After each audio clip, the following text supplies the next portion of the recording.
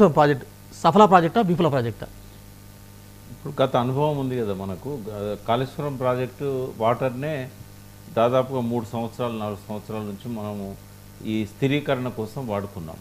Sriram Sagar project మొదటి దశ కానీ రెండవ దశ కానీ ఎన్నడూ నిండా నిజాం సాగర్ దాన్ని మనము హల్దీవాగ్ ద్వారా మల్లన సాగర్ నుంచి నీళ్ళను పంపి హల్దీవాగ్ ద్వారా నిజాం సాగర్ నింపిన అనుభవం కానీ, అదేవిధంగా మరో వాగు కుడలేరు వాగు ద్వారా అప్పర్ మానేర్ డ్యామ్ ఎప్పుడో నిజాం కాలంలో నిర్మించిన ఆ ప్రాజెక్టు ఎప్పటికీ నీళ్ళు రాకపోయేది.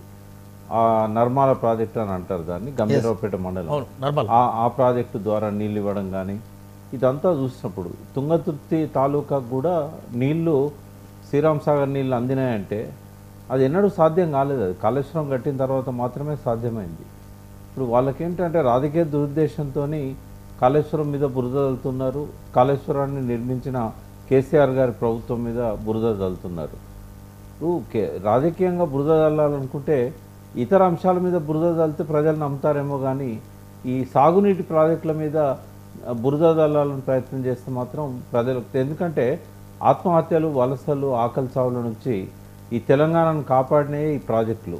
రీడిజైనింగ్ వల్ల కేసీఆర్ గారు నిర్మించిన ప్రాజెక్టులన్నీ కూడా ఇవాళ ధాన్యం మనం ఒక్కటే చూద్దాం, 45 లక్షల మెట్రిక్ టన్నుల నుంచి సుమారు 3 కోట్ల మెట్రిక్ టన్నుల వరకు ధాన్యం పండింది అనేది కేంద్ర ప్రభుత్వం కూడా అంగీకరించిన వాస్తవం. వాళ్ళు మేము కొనలేం బాబు అని చేతులు ఎత్తేసిన పరిస్థితి కూడా వచ్చింది.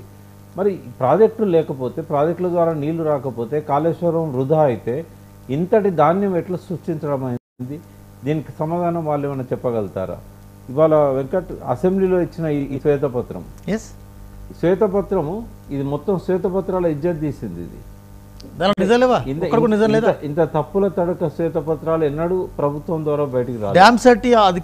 డ్యామ్ సేఫ్టీ నివేదిక ఒకటి కాగ్ రిపోర్ట్ 2 బేస్ చేసుకొని ఇచ్చామంటున్నారు. ఇది ఇప్పుడు ఓటు ఎట్లయితే నోటు ఎట్లయితే అసలు నోటు దొంగ నోటు ఉంటుంది కదా.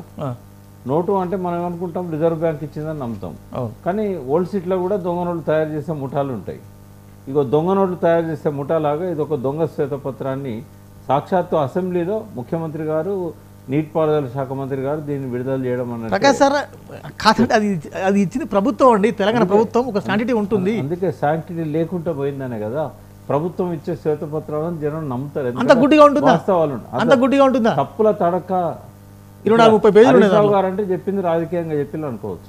అందుకనే నేను మిమ్మల్ని అడిగా. నేను చెప్తున్నా కదా అన్ని తప్పులే, పేజీకి తప్పులు చేయగలుగుతున్నా అన్ని. ఇప్పుడు కేసీఆర్ మీద బురదలనే కక్షతోని వాస్తవాలను వక్రీకరిస్తే ఎట్లా అండి? ఇవాళ ఏ ఇంజనీర్లు అయితే కేసీఆర్ గారి ప్రభుత్వంలో పనిచేశారో వాళ్ళే కదా ఇప్పుడు ఉన్నది కూడా. అంటే వాళ్ళందరినీ తప్పుపడతాను. ఆ ఇంజనీర్లు అందరూ ఇలా తలదించుకుంటున్నారు, అసెంబ్లీకి వచ్చి వాళ్ళందరూ తలదించుకుంటున్నారు, మమ్మల్ని తప్పుపడుతున్నది ఈ ప్రభుత్వం అని. మరి సస్పెండ్ ఎంతమందిని చేస్తావు? 600 మంది ఇంజనీర్లను సస్పెండ్ చేస్తావు? ఇవన్నీ అన్ని అబద్ధాలతో నిండిన ఇది. వాళ్ళు చేసిందంత గొప్పగా చెప్పుకున్నారు. వెంకట నేను ఏమంటున్నా, 57 లక్షల ఎకరాలకు నీళ్ళు ఇచ్చినామని చెప్పుకున్నారు కాంగ్రెస్ 2014 వరకు.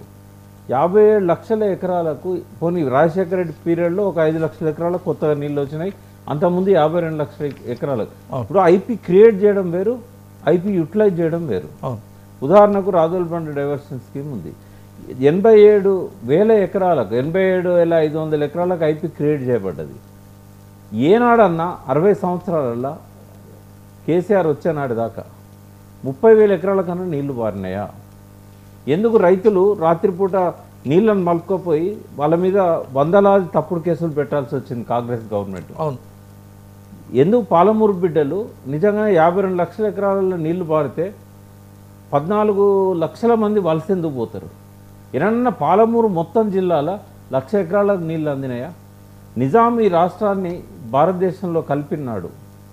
16 లక్షల ఎకరాలకు సాగునీటి వసతి ఉండే, చెరువుల కింద కానీ నిజాం సాగర్ కింద కానీ అప్పటి ప్రాజెక్టుల మీడియం ఇరిగేషన్ ప్రాజెక్టుల కింద కానీ.